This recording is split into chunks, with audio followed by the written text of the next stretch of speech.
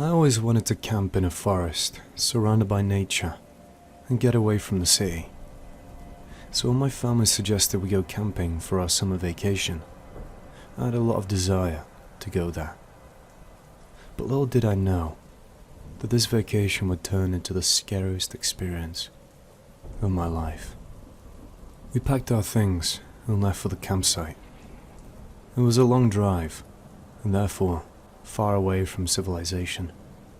We arrived at the forest where we were going to spend our vacation. We immediately fell at ease. We set up our tents and unpacked our things next to a small lake. This gave us the ideal vacation feeling. Everything around us was very quiet, and we spent the evening roasting marshmallows and having a few drinks. But as it got darker, I got a strange feeling. I no longer felt comfortable because I heard all kinds of noises in the woods. I laughed it off and pretended it was an animal in the woods. But something inside me told me to be on guard, and I kept looking over my shoulder, expecting to see something or someone standing among the trees. The next morning, my younger sister asked to go for a walk and explore the woods a bit. This seemed like a fun idea, and my parents agreed. So we went looking for a forest path that could lead us deeper into the woods.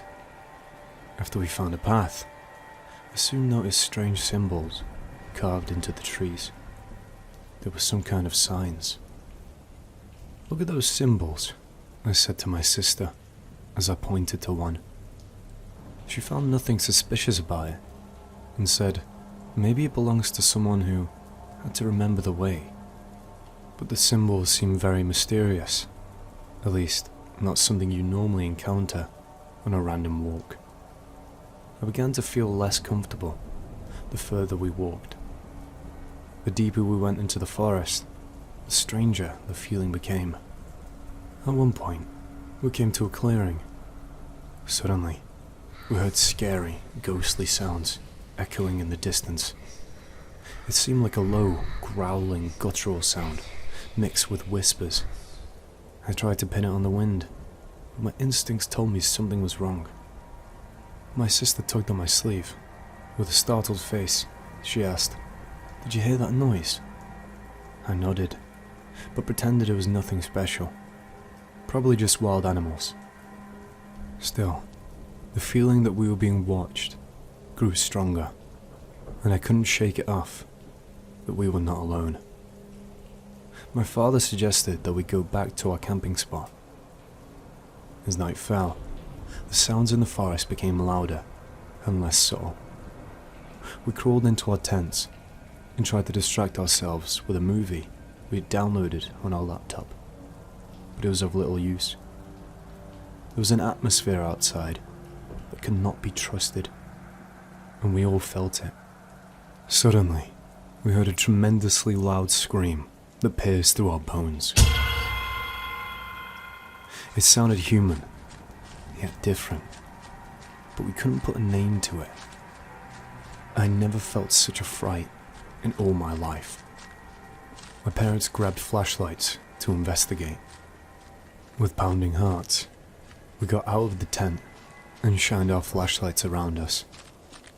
All we saw was pure darkness. There was no sign of anyone or anything that could have made that sound. This encounter made us decide to pack up and leave the next morning. Whatever was there, we did not want to come into contact with it in any way.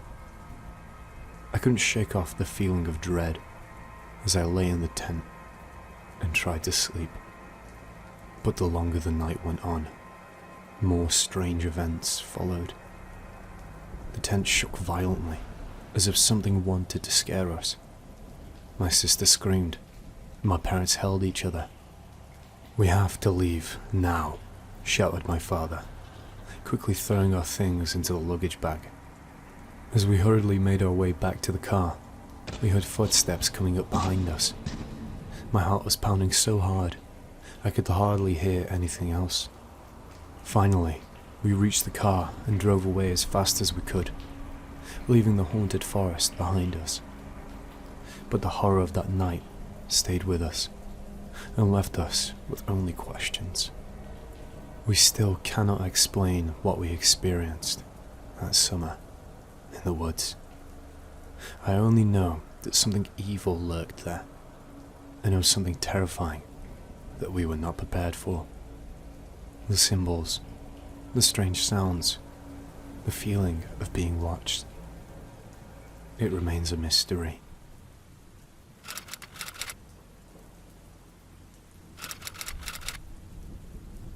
With the arrival of summer, my group of 5 daring friends were itching for thrills and excitement. The idea of spending a week at a dilapidated summer camp in the middle of the woods seemed like the perfect way to get away from the monotonous routine that had become a part of our lives. The camp was rumoured to be a place of mystery and intrigue, where scary things were said to occur at night. We dismissed the tales as campfire stories, but we were secretly curious to find out the truth. As we got closer to the camp, a wave of melancholy and unease washed over us. The once active area was now in ruins. The cabins were in poor condition, and nature was gradually reclaiming what had once been hers. Despite having goosebumps all over our bodies, we decided to make the most of our adventure by going into the campgrounds.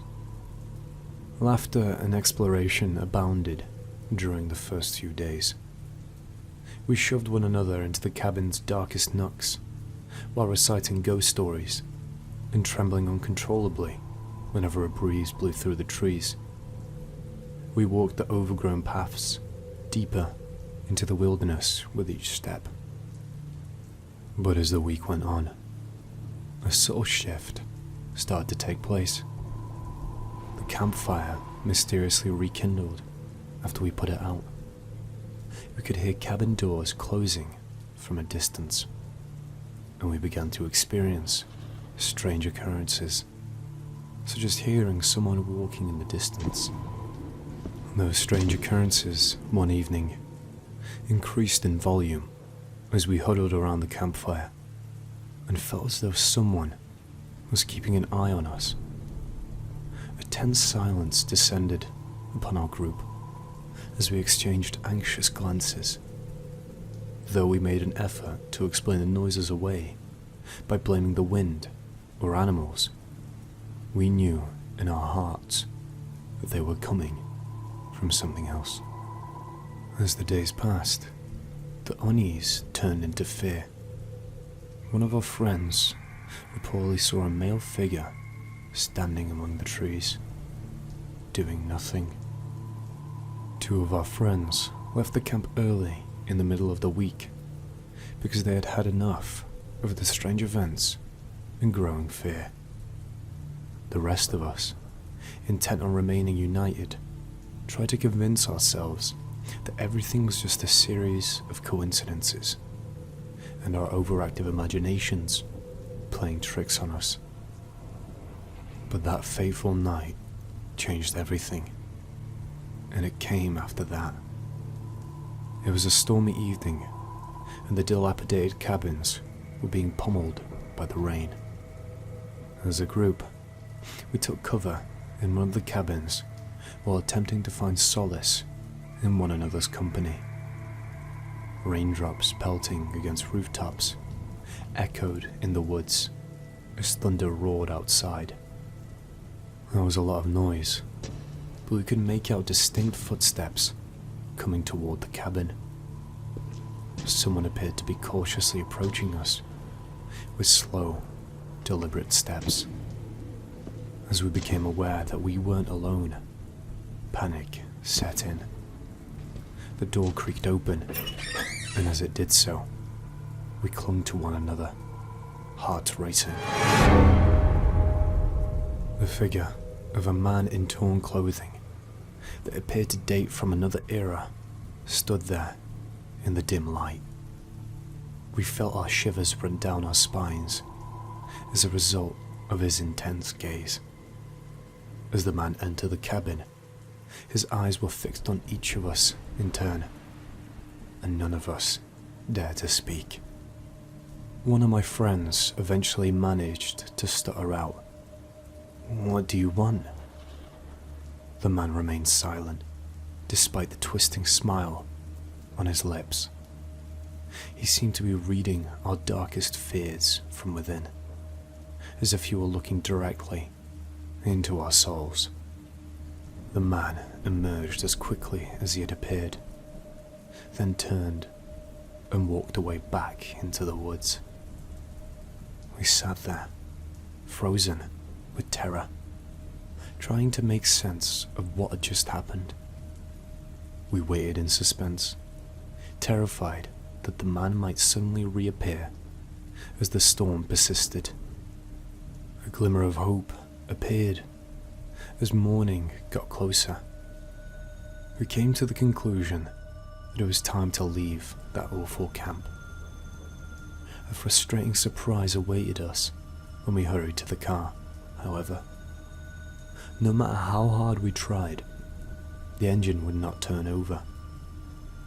It appeared as though the camp itself was attempting to stop us from escaping. We gathered around the campfire once more, after being compelled to spend yet another night in that creepy location. Our fears were heightened as the woods appeared to close in on us. Then, as night fell, the man in the tattered clothes reappeared, standing at the edge of the clearing, fulfilling all of our worst nightmares. He fixed us with a piercing gaze that made our skin tingle, and the eerie sense of impending doom he exuded with his very being filled the air. He said, in a tone that chilled us to the bone, "You'll never be able to escape me." We were aware that we needed to leave as soon as possible.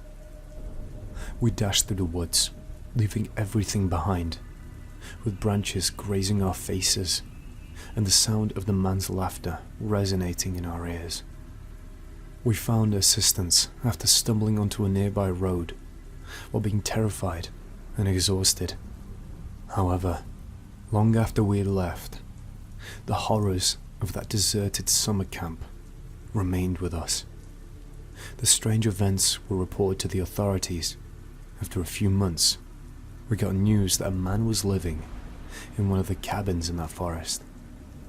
So he had been living there for several years, and every time someone came to his domain, he frightened these people. He has left an impression on our souls in every way. The feeling of being watched remained even after we knew the truth about this scary summer camp.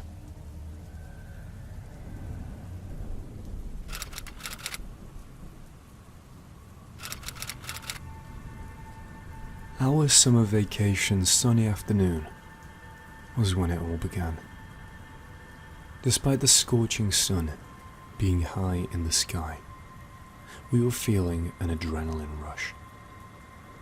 We had decided that we would investigate the infamous shipwreck that had been the focus of persistent local rumors. The old shipwreck, looking like an ominous remnant of the past, came into view as we got closer to the coast. The rusted metal structure appeared to be groaning in pain, and the sea breeze had a foreboding quality to it. As a group of intrepid teenagers, however, the idea of discovering a long-forgotten artifact of history completely enthralled us. The alleged local superstitions were mocked, and any claims of a curse were disregarded. We boarded the groaning ghost ship, dressed as explorers. As we moved inside the ship further, we heard very soft voices. The soft, unsettling voice that filled the hallways made the hair on our necks stand up. "Did you hear that?" my girlfriend questioned, with a slight tremble in her voice. In spite of our growing fear, we all nodded in an effort to maintain our confidence. I had a strange feeling as soon as we stepped onto its deck. The ship seemed to be alive, soaking up our presence and reacting to each of our movements. However, I ignored it because I believed it to be the product of my imagination. The faint but audible footsteps continued, despite the fact that nobody was in our line of sight. It felt as though they were. My friend tried to explain the strange noises. "Maybe it's just the ship settling," he said. But we knew that it was something else. We came across what appeared to be the previous crew quarters. Fading photographs decorated the walls, and a musty odor of decay permeated the space. The feeling that we were being watched grew as we looked at the images. I turned around, expecting to see someone following us, but I saw nothing. We were all startled when a door abruptly slammed shut with great force. My heart was racing like 1,000 wild horses as we jumped in terror. "This is getting way too real," I said, my voice trembling. My friends nodded, and for the first time, fear could be seen on their faces as well. The ship seemed to have other ideas when we decided it was time to depart. Every turn we made brought us closer to its center, as if it were directing us to a secret location. We became terrified when we realized we were lost, not just physically, but also mentally, as it seemed the ghostly crew had captured us. I noticed a shadowy figure moving in the distance as the light faded. I muttered, my throat dry. "Do you see that?" They agreed that they saw it. The figure approached slowly. It remained but an ordinary shy one. The first thing that went through my mind was that it was someone from the cursed crew. He stood in front of us, and I felt my heart pounding in my chest. We couldn't move because of our fear and disbelief. It seemed to want to drag us into their endless nightmare. The murmuring whispers grew louder as it got closer. My friends and I held hands and sought comfort from each other. If we did not find a way out and break the curse, we would end up like them, lost souls trapped in this eerie prison. Then, one of my friends started calling and begging to leave us alone. The shadow was still coming closer, and right in front of us, it disappeared. The footsteps stopped, and the whispers began to disappear. We were briefly rendered blind when a sudden bright light engulfed us. Our surroundings were once again on the shore when our vision returned. We struggled to escape the feeling of being observed in the days that followed. However, we never mentioned it to anyone because we knew they wouldn't believe us. It was our secret and a terrifying memory that would keep us together, always. Even though we managed to escape the cursed ship, we will never forget this experience.